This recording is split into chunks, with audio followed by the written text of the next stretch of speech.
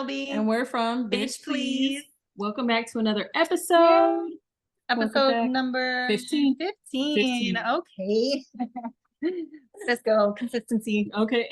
The only thing in my life consistent. No, that is what it is. It be what it be.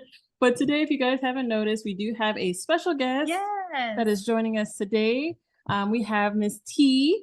I used to play basketball with her in high school. We went to high school in Vegas, and so we used to hoop together. We went to school together, all that good stuff. So just everybody welcome T. Hey. Hey, y'all. I'm so happy to be here. Thank you for having me. Thank you for joining us. Here. We definitely wanted to chat with you. Definitely. I've been kind of following your Instagram for a while, and I was like, you know what? I would love to hear her story and just hear everything that was going on. So, that's what prompted me to reach out to you to kind of see what was going on. And I'm definitely glad that you chose to speak with us today. Yeah, Dee's told me a lot. Oh, absolutely. Thank you, ladies. I've been following y'all as well. Love the podcast. Congratulations. Y'all doing y'all thing. Thank you. So what were you going to say before?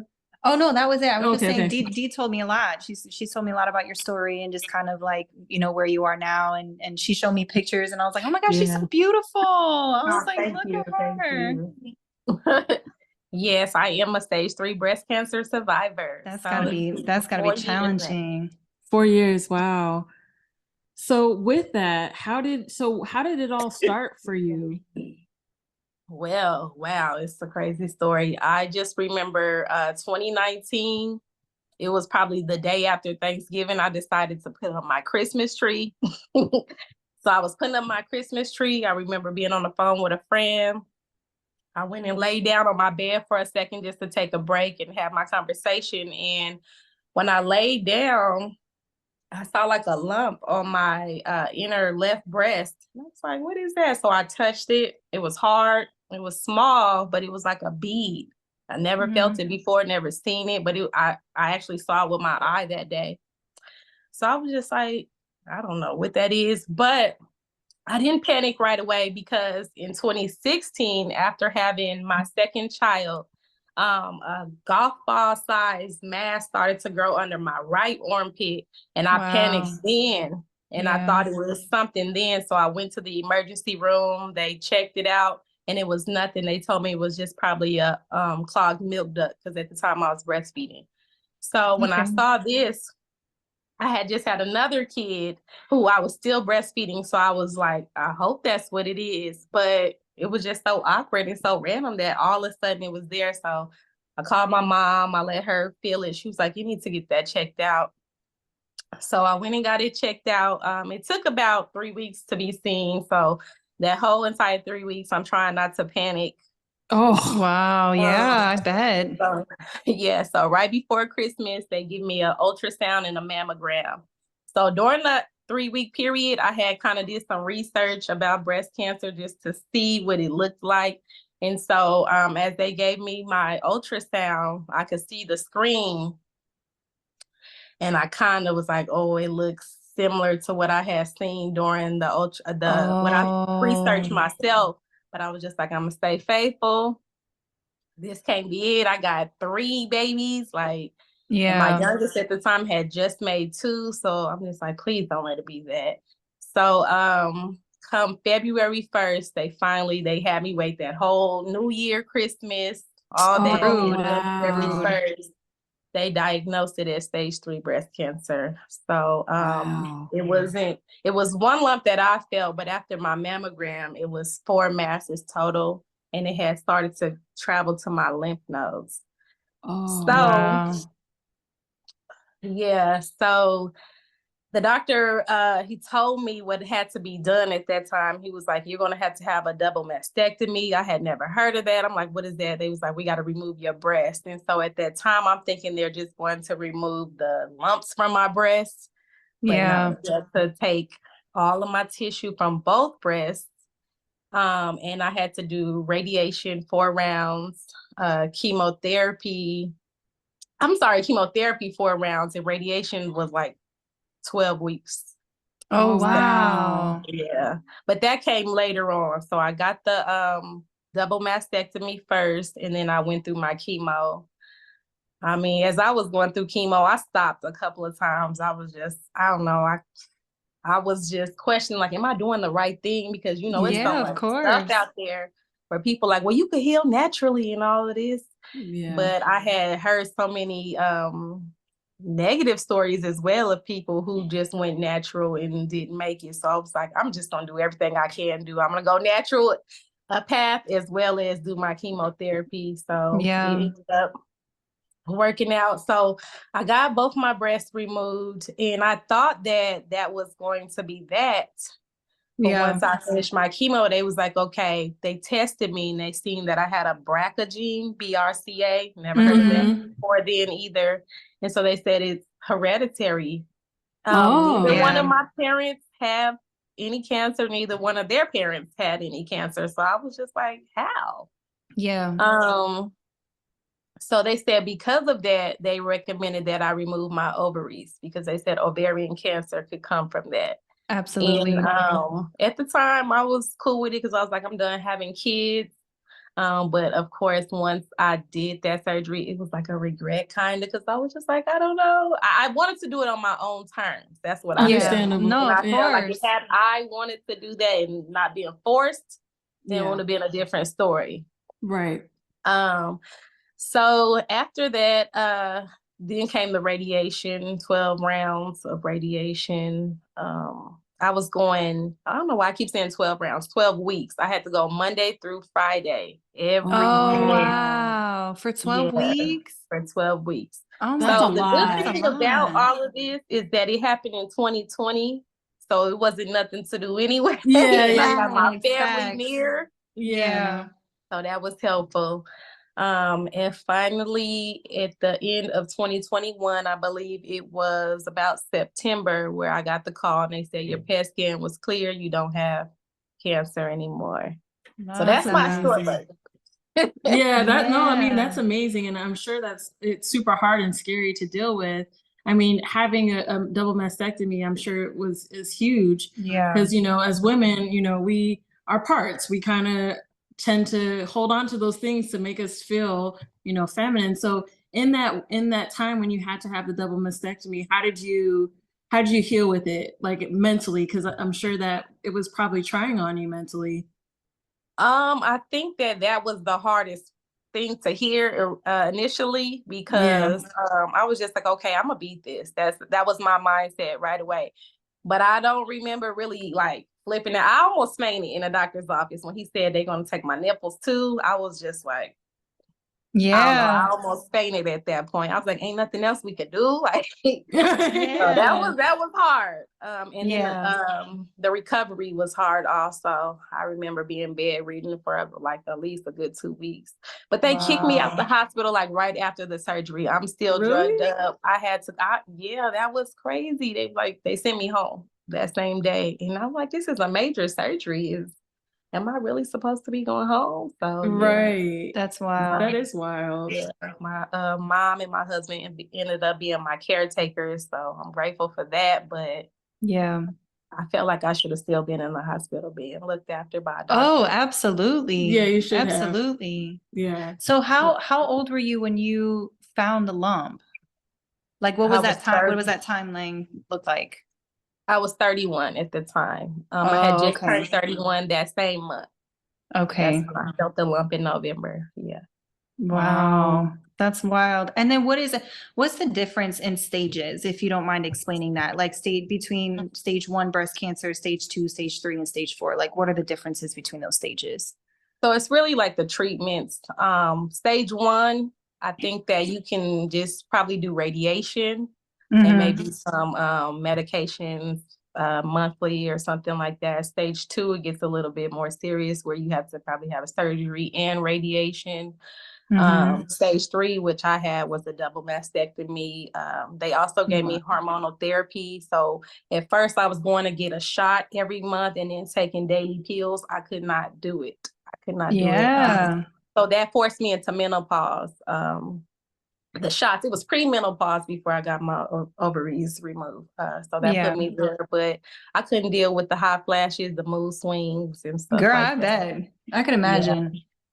And then stage 4, I believe they say that it is terminal, but I believe you can be healed. And so it's kind of like all of that, the chemo, the radiation, the hormonal therapies, and yeah, pretty much they just monitor you probably monthly, I believe, at that point. Yeah. So I know you said this was during COVID, which is probably great times because I'm assuming you didn't have to like worry about work or nothing like that because you were already off. That's perfect because that could have come at a different time, which would have been a complete headache. Not that that wasn't already a headache, but you know. Yeah. Oh, go ahead. Sorry. I was just going to say the day that we shut down, March 18th, was the day of my surgery. So that's why. Oh, wow. Wow. That's wild. That's wild. At 31. At 31. But you were thought.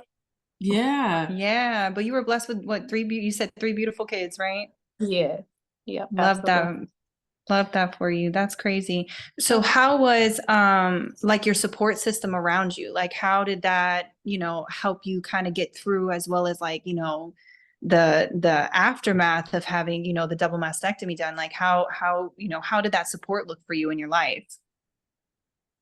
Man, I'm blessed. My mom and my dad, they took turns coming by, cooking meals, looking after my children. My husband was there every day.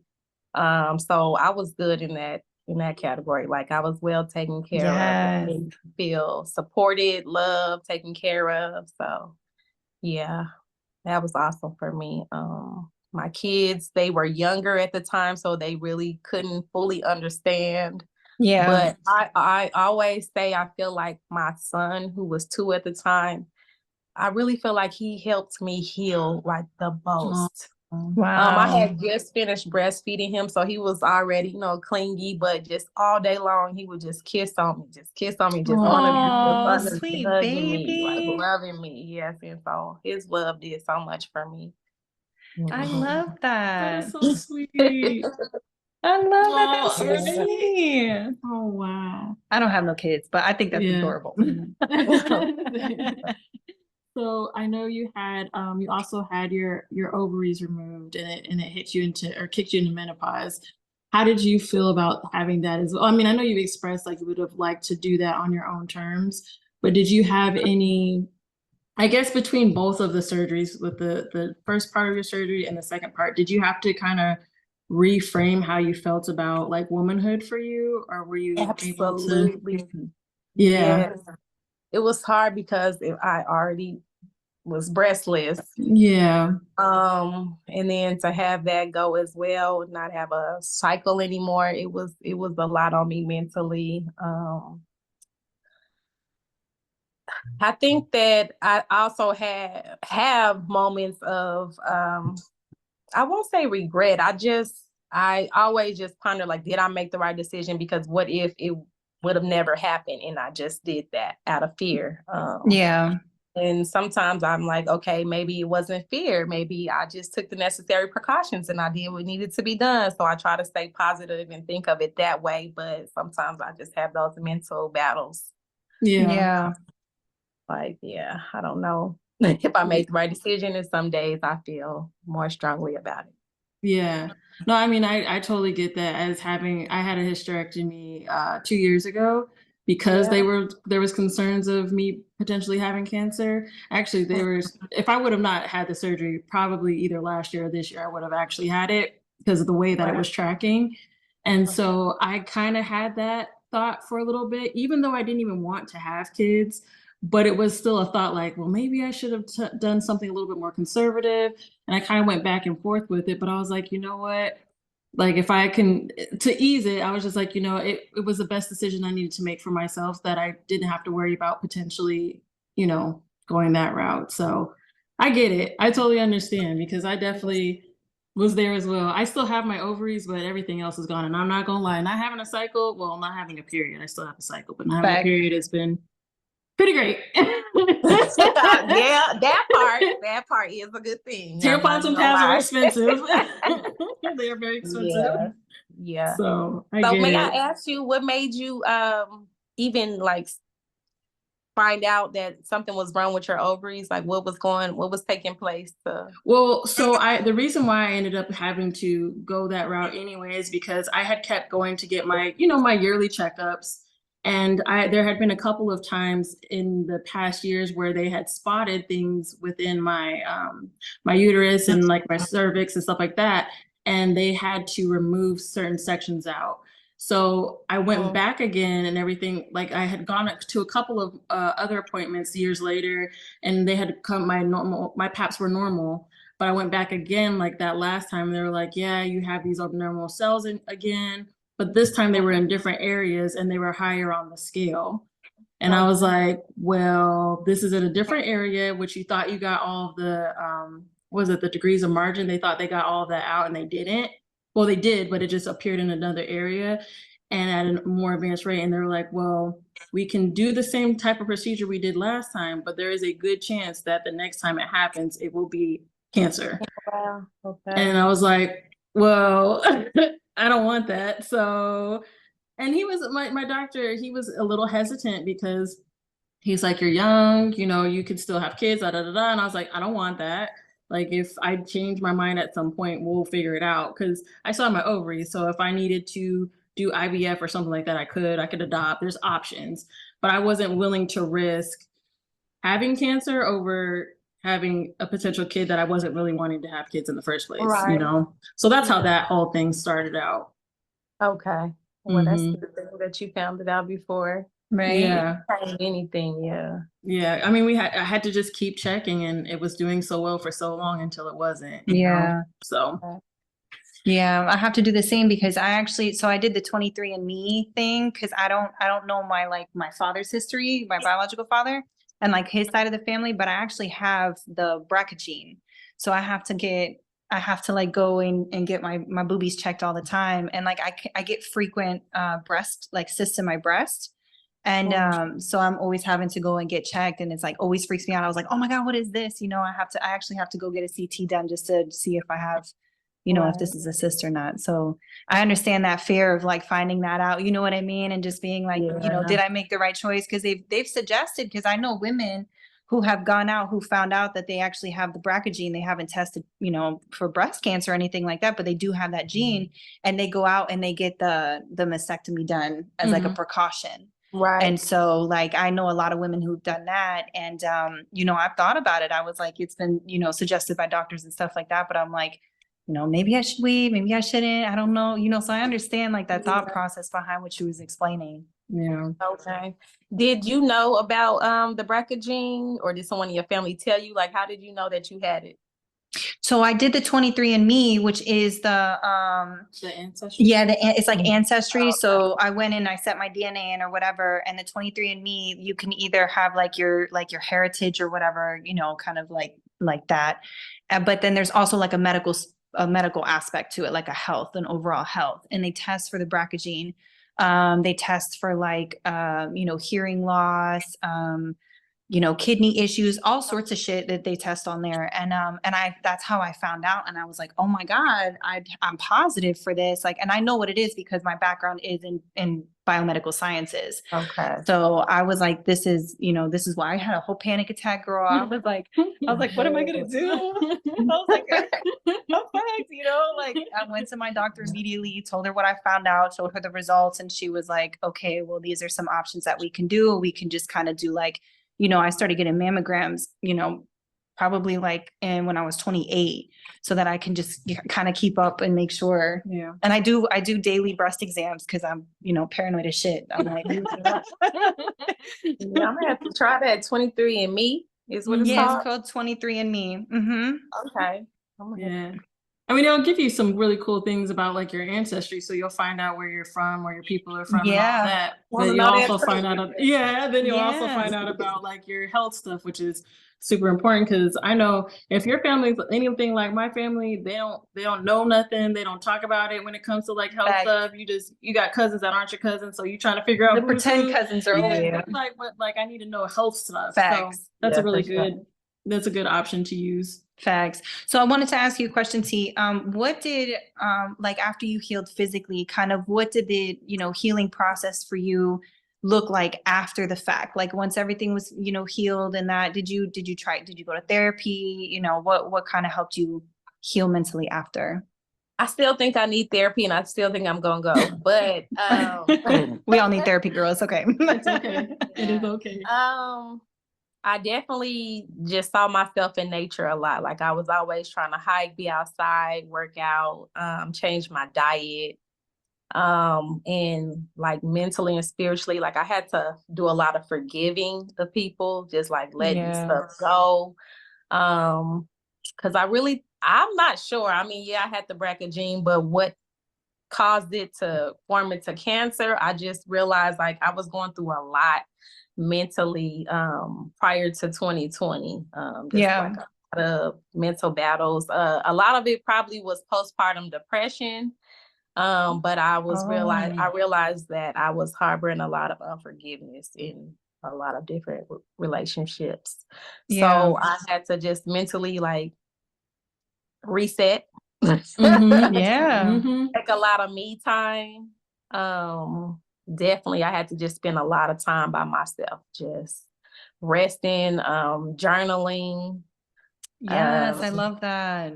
And then I also got into my business heavily. So like I try to design clothes. I started designing during that time, and started my online boutique. So just I love that. Things. Shout out your boutique, girl. Yeah, shout it out. What's your boutique name? RoyalRaiment.com. RoyalRaiment.com. I have some personal exclusive designs, things that I designed, and I also have boutique wholesale things. So love that. Okay. We'll put all that information at the end as well. So there'll be like a little thing that pops up and you can find all of her information on there. You can find her on, you have Instagram as well for your business? Yes. Yep. Yes. So you guys can find her on Instagram. Yep. As well. That'll be dope. Well, that's awesome that you started that. I saw that too. I was like, okay, girl. Yeah.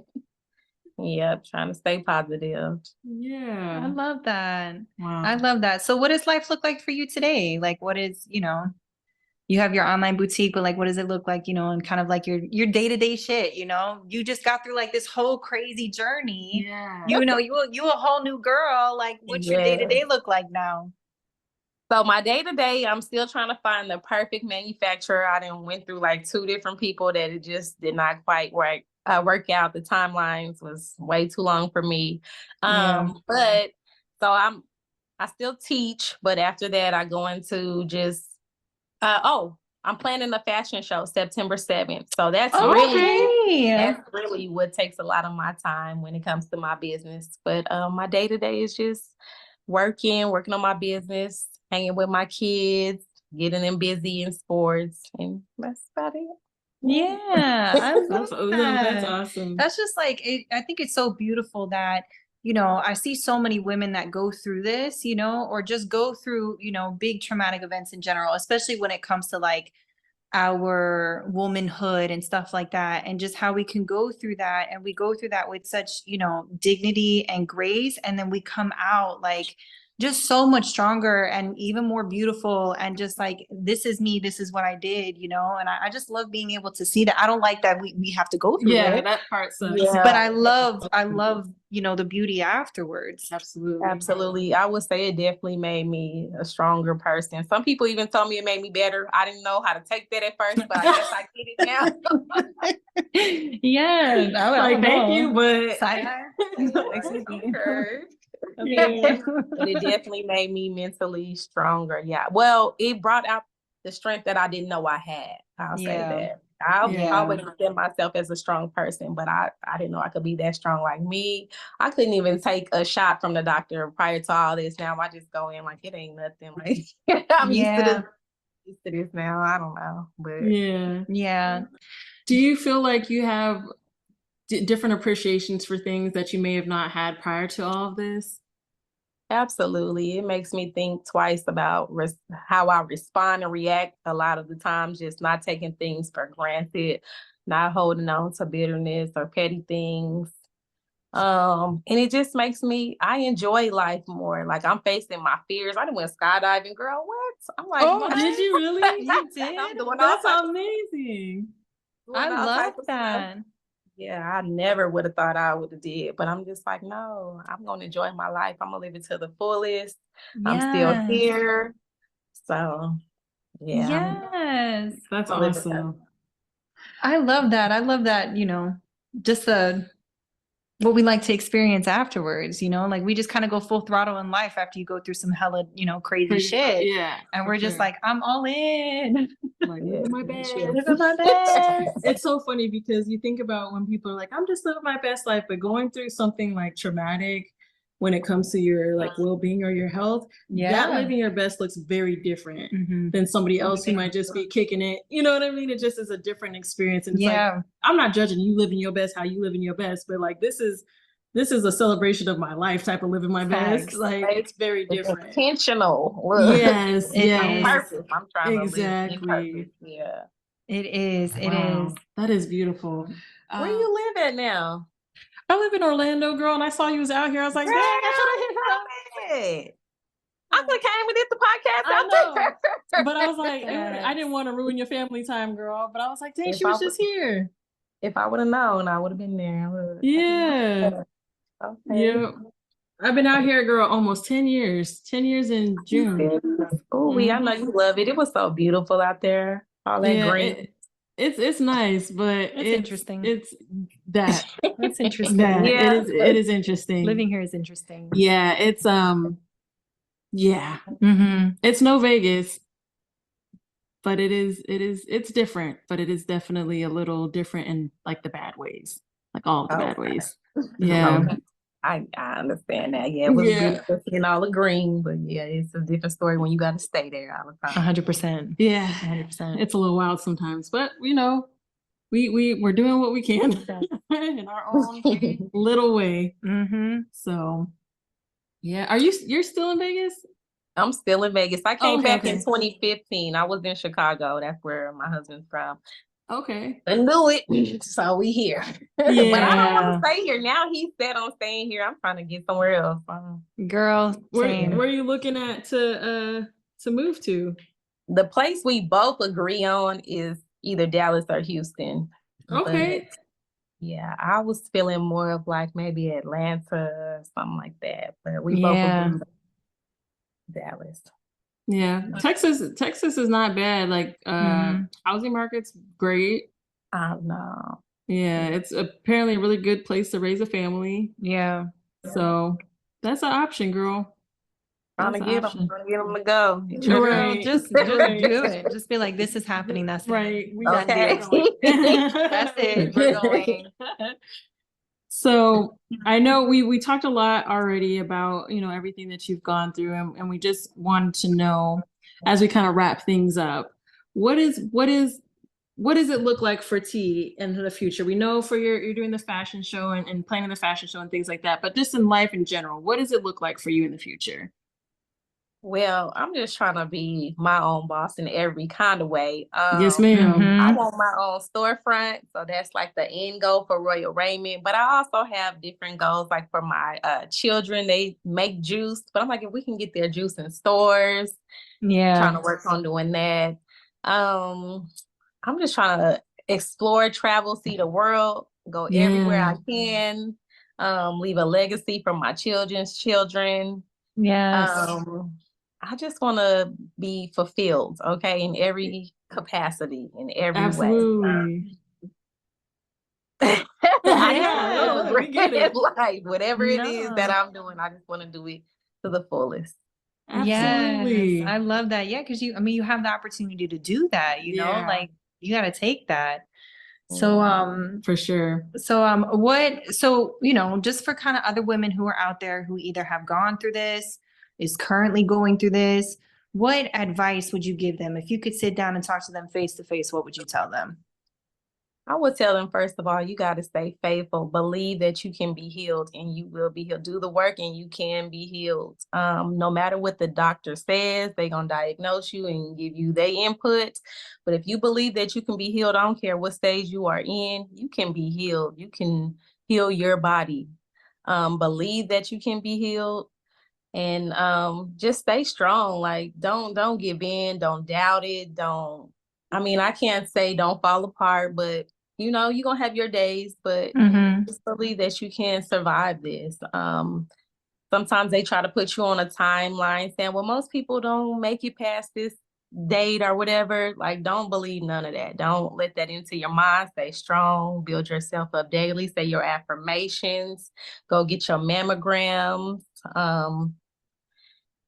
That's what I would say. Yeah. I got goosebumps. Yeah. I got goosebumps hearing it. That's great advice. I That's love that. I know there's many women out there who are going to want to hear that. Yeah. And again, thank you so much for Yes. sharing your story, because again, like Shelbie was saying, a lot of people, either whether they're going through it or are about to go through it, they don't know what to expect, or they don't know anybody who's gone through it. So for you to share that, especially at the age that you're at, like, or we're at, is amazing. Yeah. So kudos to you. And I'm so glad that you got through it, girl. I am so glad you made it. Yeah. It's beautiful. It is beautiful. And it takes strength, honestly, to be able to come on. And granted, like, we ain't got no, like, 100,000 followers or whatever. Not yet. Not yet. We're claiming it. But the fact that you came on and you were more than willing to share your story. I mean, there's a lot of women out there that we know that are not, and they're too afraid to, or they're not quite mentally they're ready. So I think it's a beautiful thing that you have that strength to be able to come on here and tell your story, and then give advice to other women. We really appreciate you being able to make time to do that. Absolutely. Thank you all for having me. I appreciate you all for taking some time out, or even thinking of me, considering me for this. I'm so appreciative, and I love what y'all doing. Thank you so much. Thank you so much. Girl. So before we go, we're gonna just have you, for your social media, your business website, your business Instagram, go ahead and share that information so people can know where to find you. And again, like I said, at the end of the video, or actually probably right in this section, there will be all that information here. But go ahead and let the people know where they can find you, girl. Absolutely. My personal IG is I Am Royalty. And my business is Royal Raiment, and it's also royalraiment.com. So that's where you can find me on Facebook and TikTok and Instagram. Royal Raiment. All right. Awesome. Well, thank you everybody for tuning in. Yes. This was a great episode. Very, very informative and just very inspirational. Yeah. Yes. You can find us on Instagram, on TikTok for the time being, because I don't like TikTok, but that's we're gonna keep doing what we can. We're gonna keep doing what we can. Yeah. It's a lot. Yeah, facts. But definitely, guys, like, follow, share, subscribe, all of that good jazz. If you have any questions, comments, or concerns, or if you just want to ask T any questions, you are more than welcome to send us those questions, and we can relay them to her. We just want to get women together to be with women and support women on this podcast. So we appreciate y'all. Yeah, we appreciate you guys. Thanks for tuning in, guys. Until next time. Bye. Bye.